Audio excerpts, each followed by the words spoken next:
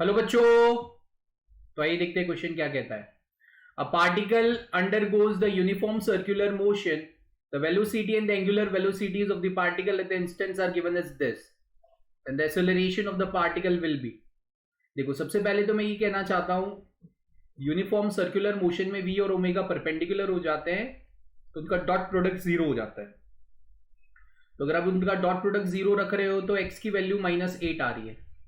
तो आपके वेक्टर्स बनेंगे v is equal to 3i plus 4j और ओमेगा आपका बनेगा right xi plus 6j। The acceleration of the particle at given instance of the time, तो acceleration of the particle at given instance of the time can we say it is omega cross v। Acceleration के दो component आते हैं right, उसका derivations आपने lecture में देखे होंगे। यहां पे यूनिफॉर्म सर्कुलर मोशन है, मतलब टेंजेंशियल कंपोनेंट इसका जीरो हो जाता है, सिर्फ रेडियल रहे, तो that is omega cross V. तो इसको अगर आपको ढूंढना है तो आपको डिटर्मिनेंट मेथड से जाना पड़ेगा। दिस विल बी आई जे के।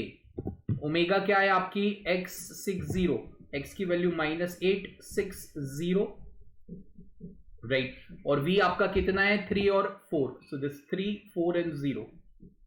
इसको कहते हैं 3 क्रॉस 3 डिटर्मिनेंट, जिसमें 3 रो और 3 कॉलम होती है। इसका सॉल्यूशन निकलता है 2 क्रॉस 2 डिटर्मिनेंट से। इसको 2 क्रॉस 2 में कन्वर्ट करना पड़ता है। तो मान लो अगर पहले मैं आई ले रहा हूं तो वो रो और वो कॉलम भूल जाओ, 6 4 0 0। अब 2 क्रॉस 2 में जे ले रहा हूं तो जे वाली रो और जे वाली कॉलम भूल जाओ, लिख दिया। अब के ले रहे हैं तो वो वाली रो और वो वाली कॉलम भूल जाओ, तो -8 n 3 6 n 4। क्रॉस मल्टीप्लाई करो इसका सॉल्यूशन। अब ये 2 क्रॉस 2 डिटर्मिनेंट हो गया, तो क्रॉस मल्टीप्लाई करो तो आई और जे तो उड़ जाएगा, बचेगा के राइट। So that is 8 4 32 -32 -18। तो इसकी जो एक्सेलरेशन आ जाएगी वो नेगेटिव ऑफ 50 के आ जाएगी